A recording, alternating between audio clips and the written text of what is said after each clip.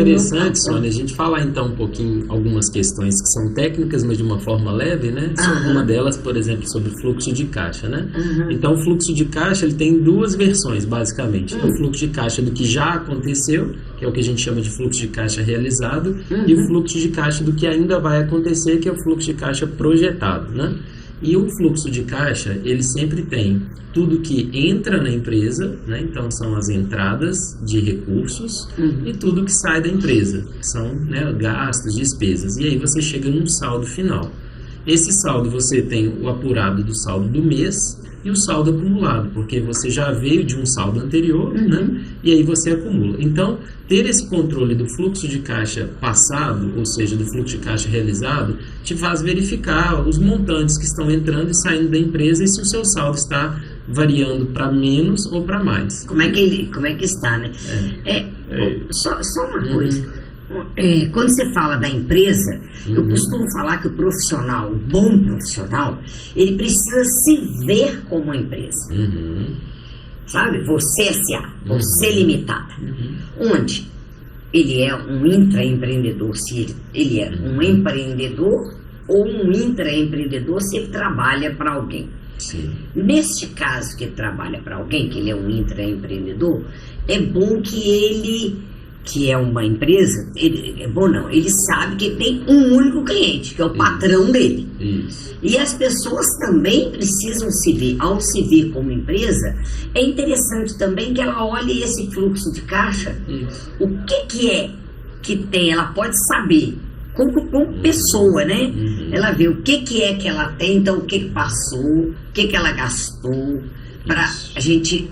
Como é que é a história? O passado a gente é um carro retrovisor, mas a gente tem que ver o para-brisa, né? E olhar lá na frente, né? E projetar. O que é que você tem de despesa para frente, mas o que tem de entrada? Você tem, não é isso? Isso que você falou é interessante, porque se você verificar um formato de um fluxo de caixa de uma empresa e de uma família ou de uma pessoa, ele tem uma similaridade grande, né? Assim, a estrutura das contas, né? De tudo que entrou, tudo que saiu, todo mundo tem isso, né? O que entrou às vezes é o salário, o que saiu são os gastos mensais da casa, então isso é muito comum. E aí, a gente às vezes encontra até colegas consultores, né?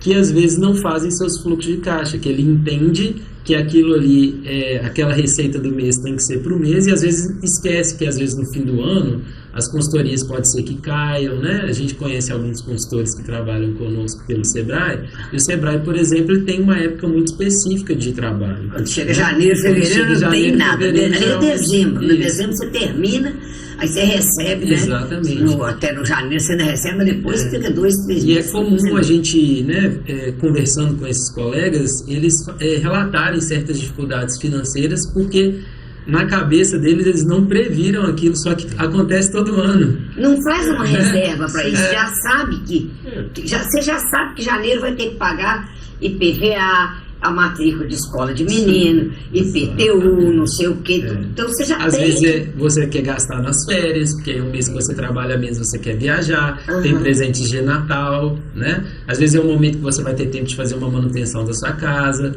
Então realmente existe esse período e ele é sabido. E aí muitas vezes eles são surpreendidos, é surpreendente eles serem surpreendidos com uma coisa que é sabida. Interessante, gostei disso, é surpreendente. Tudo que se aplica, né, a gente chama, né, são duas pessoas, né, você tem a pessoa física e a pessoa jurídica. Então tudo que se aplica, assim, né, obviamente com as suas adaptações, né, a pessoa física se aplica à pessoa jurídica. Assim como a pessoa jurídica, né, tem que ter reserva, tem que ter capital de giro, tem que ter planejamento, a pessoa física também. A pessoa jurídica tem que ter para pagar o 13º funcionário, que em novembro, dezembro vai ter que pagar, já sabe, e não faz projeção para isso. Isso, então o fluxo de caixa projetado, ele é exatamente igual ao fluxo de caixa realizado, só que com um olhar para frente. E aí, para-brisa, né? A contabilidade, existe um princípio que a gente chama de princípio da prudência, que é assim, na dúvida do que virá, as receitas você considera que elas serão menores do que você acha que será. E as despesas maiores. E as despesas maiores. Que legal, cara. Aí então, isso sobra ótimo.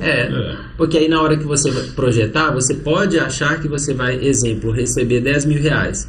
projete menos um pouco, porque pode ser que algum serviço não se confirme, alguma receita, sua loja, por exemplo, não vá bem, ou a própria pessoa tenha algum contratempo e não possa executar além do mais, serviço. nós sabemos que crises financeiras acontecem sempre, né? Ainda mais no Brasil. Não, no Brasil, então, e planos de governo e não sei o que vem, e tem. Então, a pessoa tem que estar com a reserva para isso, prevenida para isso. É, a coisa que a gente fala como empresário, né? Você ter o dinheiro nunca é ruim, né?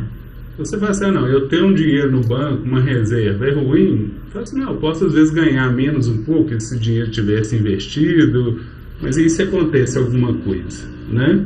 Igual a pandemia, igual teve a pandemia e tinha gente igual, né? A gente teve clientes que queria demitir funcionário para reduzir custo e não podia, porque não tinha uma reserva. Como é que ele ia pagar as rescisões, né? E é uma coisa que, por exemplo, eu falo que, quando eu dou consultoria, que o empresário ele tem que ter uma reserva, ele tem que considerar o salário do funcionário, não só o do mês. Ele tem que ver, o fundo de garantia ele já depositou, mas ele tem que ter lá quantos por si, 40%, 50% de multa, o 13º, férias, tudo, né? Às vezes eles esquecem que podem ser que eles precisem de alguém para substituir a pessoa nas férias. É muito comum isso, né? E aí você vai te pagar 2 vezes, porque você está pagando o salário do funcionário em férias e mais de um freelancer. E ele, às vezes, não faz a conta de que o salário do funcionário, ele tem que dividir por 11, porque o funcionário só vai trabalhar 11 meses para ele, né? Multiplicar por 12 o gasto e vai receber 11 meses de trabalho. Ideia, né? Igual falando, dinheiro chama dinheiro, né? É verdade. Então, assim, se você está sem dinheiro, o seu leque de opções ele é muito menor